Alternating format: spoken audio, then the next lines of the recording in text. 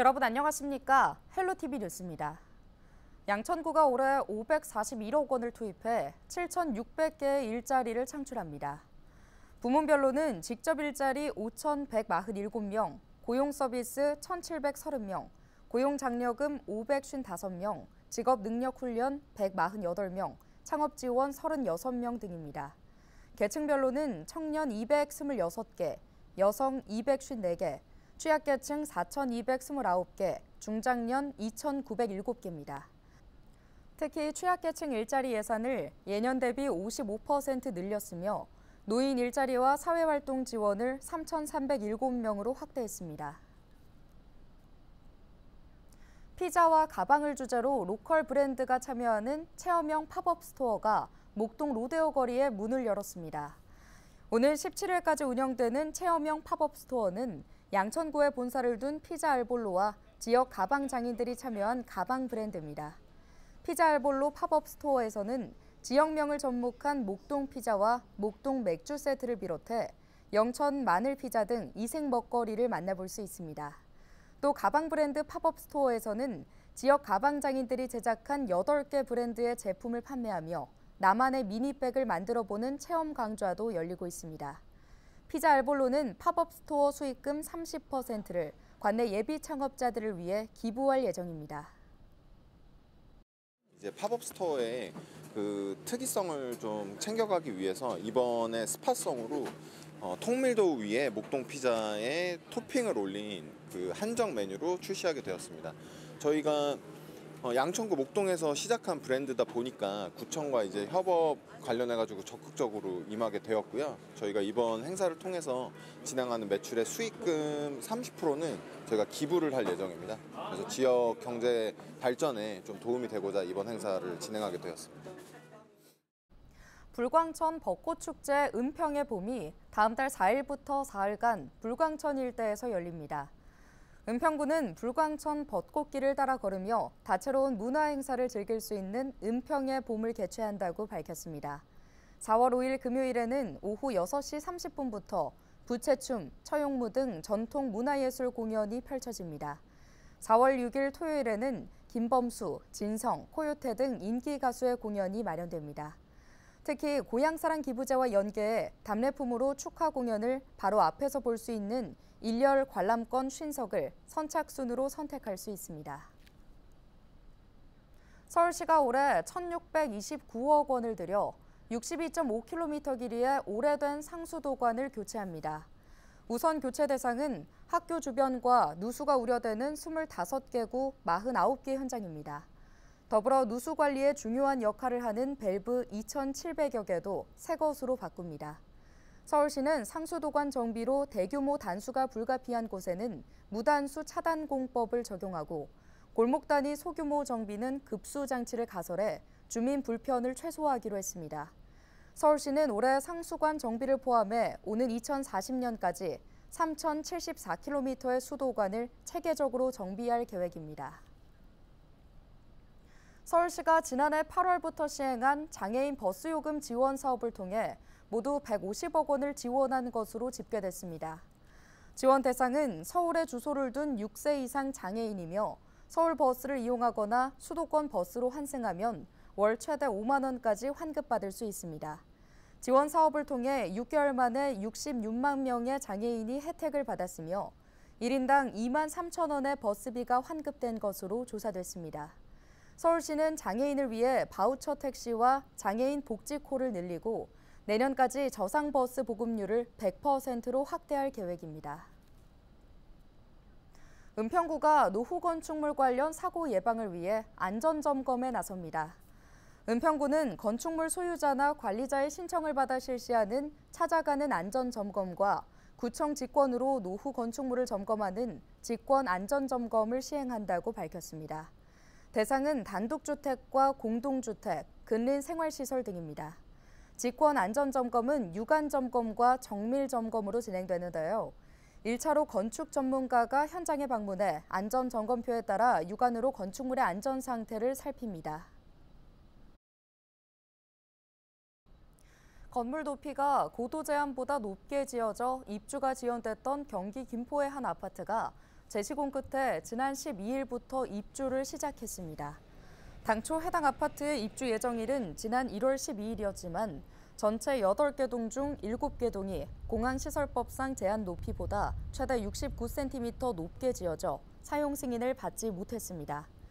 이에 해당 건설사가 건물 옥탑 부분을 절단하고 콘크리트를 덧대는 방식으로 보완 공사를 진행한 결과 아파트 입주 예정자들은 당초 예정일보다 2달가량 늦게 입주를 시작했습니다. 이로 인해 입주 예정자들은 숙박시설에 머물거나 추가 비용을 내고 이삿짐을 보관하는 등 불편을 겪었습니다. 한편 김포시는 해당 아파트를 시공한 건설사와 감리사를 주택법과 건축법 위반 혐의로 고발한 바 있습니다. 총선이 한 달도 남지 않게 되면서 이제는 후보자의 정책과 공약에 눈길이 쏠립니다. 후보들은 우리 동네 어떤 현안들을 공약으로 제시할까요? 이세진 기자가 수도권 주민들과 언론이 관심 있게 본 지역 공약 이슈들을 정리했습니다. 이번 총선 최대 승부처로 꼽히는 서울. 지난 4년간 언론 기사는 부동산에 주목했습니다. 주택 공급이나 재건축, 정비 사업처럼 서울 지역 개발 사업과 관련된 단어가 주로 등장했습니다. 정비 사업이 활발한 양천과 은평 주민들도 부동산 공약을 기대했습니다. 재건축이나 재개발이 사업성이 나올 수 있게끔 60석을 두고 여야가 탈원과 수성에 나선 경기도는 지역 개발 이슈가 언론에 자주 오르내렸습니다.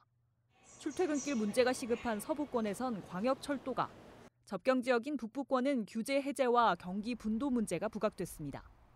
한 70년 가까이 군사 지역으로 주민들이 재산권이라든지 생존권에 많은 피해를 봤는데 그런 부분들이 좀 빨리 해소가 돼야 되는데. 전국 선거 지표로 불리는 인천에선 현안 과제들이 눈에 띕니다.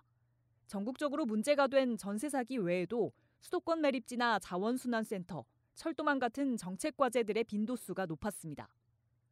원도 심축인 부평과 계양에선 한국GM, 계양 테크노밸리처럼 지역 경제를 관통하는 장소들도 언급됐습니다. 계양 테크노밸리 개발의 일반 산업단지가 아닌 첨단 산업단지를 유치하여 주민 관심도가 높은 분야부터 풀어야 할 수건까지 후보자들의 공약으로 새롭게 태어날 지역 현안들. 지역별 공약 이슈는 중앙선거관리위원회의 공약 이슈 트리와 LG엘로비전 우리 동네 희망 공약에서 확인할 수 있습니다. 헬로티비 뉴스 이세진입니다. 국토교통부 대도시권 광역교통위원회가 4월부터 수도권 지역 광역버스 좌석 예약제 노선을 확대하고 급행화 시범 사업도 추진하기로 했습니다. 대광위는 수원과 용인, 화성 등 탑승객이 많은 광역버스 노선부터 단계적으로 좌석 예약제를 확대하거나 새로 적용할 계획인데요. 좌석 예약제 기존 46개 노선을 65개까지 늘리고 운행 횟수도 하루 107회에서 150회까지 확대할 계획입니다. 대광위는 또 운행 거리가 길거나 많은 정류소에 정차하는 직행 좌석버스 노선에 대해 지하철 급행 노선처럼 정류소를 일부 생략하고 운행하는 광역버스 급행화 시범 사업을 5월부터 시행할 예정입니다. 경기도가 제3차 지역균형 발전사업 대상지 6개 시군을 선정하고 2025년부터 2029년까지 도비 3,600억 원을 투자하기로 했습니다. 이번에 선정된 6개 시군은 동두천과 연천, 포천, 가평과 양평, 여주 등 경기 북동부 지역 6곳으로 지난 2차 대상지와 동일합니다. 투자 금액은 2차 때보다 422억 원 늘어난 규모로 본격적인 사업은 내년부터 추진될 예정인데요. 경기도는 오는 4월 말까지 사업 계획서를 받아 검토한 뒤 10월까지 기본 계획을 수립할 방침입니다. 인천광역시와 강원특별자치도가 GTX 지방시대 상생 발전을 위해 지난 13일 강원도청에서 우호 교류 협약을 체결했습니다. 양 시도는 GTX 시대 개막을 계기로 첨단 전략산업 연계 협력과 GTX 관광 교류 활성화, 접경 지역 발전 공동 대응과 대규모 행사 상호 협력 등 4개 분야에서 힘을 모으기로 했는데요. 인천시는 이번 협약을 계기로 강원자치도와의 우호 교류를 확대할 계획입니다.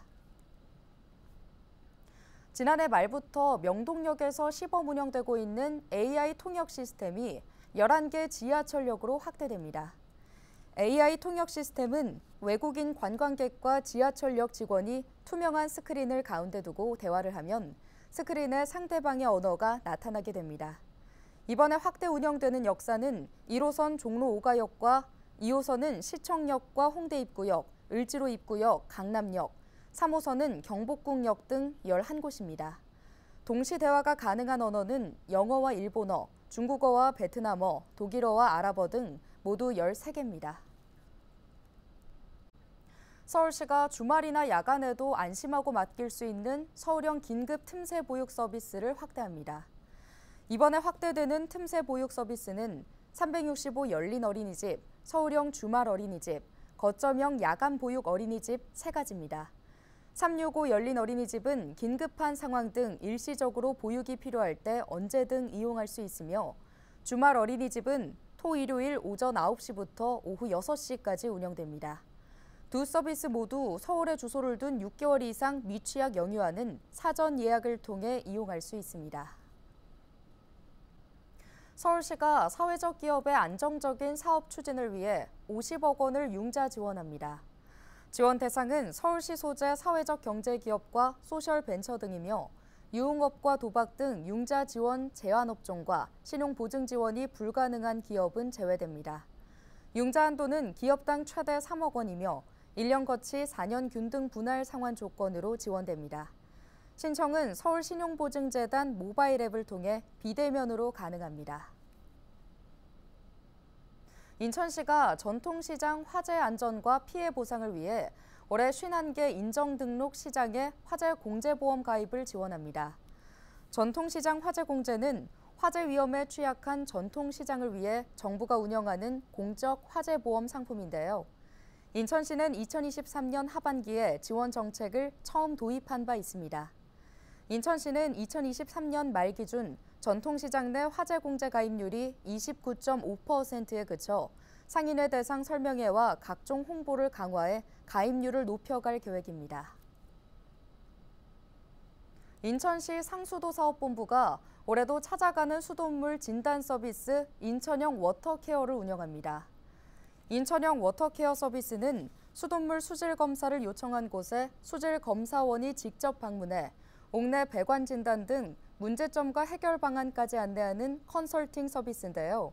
지난 2021년부터 지난해까지 모두 12만 8천여 건의 수질 검사를 진행한 바 있습니다. 인천시 상수도사업본부는 올해 인천 수돗물 사용자의 2.2%에 해당하는 3만여 곳을 대상으로 수돗물 진단 서비스를 제공할 계획입니다. 경기도는 최근 3년간 디지털 성범죄 피해자 489명을 대상으로 상담과 불법 촬영물 삭제 등 18,000여 건을 지원했다고 밝혔습니다. 지난 2021년 문을 연 경기도 디지털 성범죄 피해자 원스톱 지원센터를 통해 3년 동안 지원한 현황을 보면 영상물 삭제 지원이 전체 73%로 가장 많았습니다.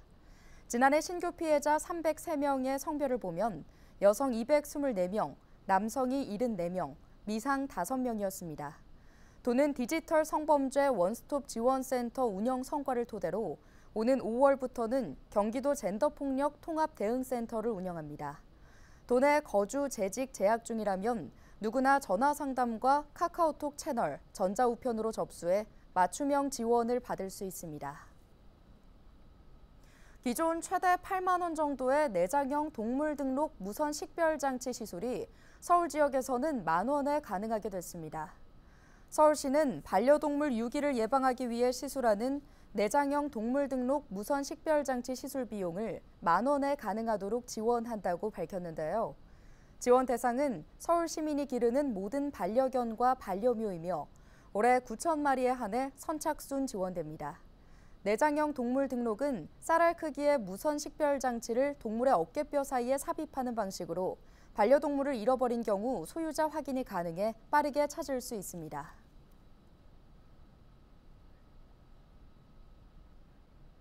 오늘 준비한 소식은 여기까지입니다. 함께해 주신 여러분 고맙습니다.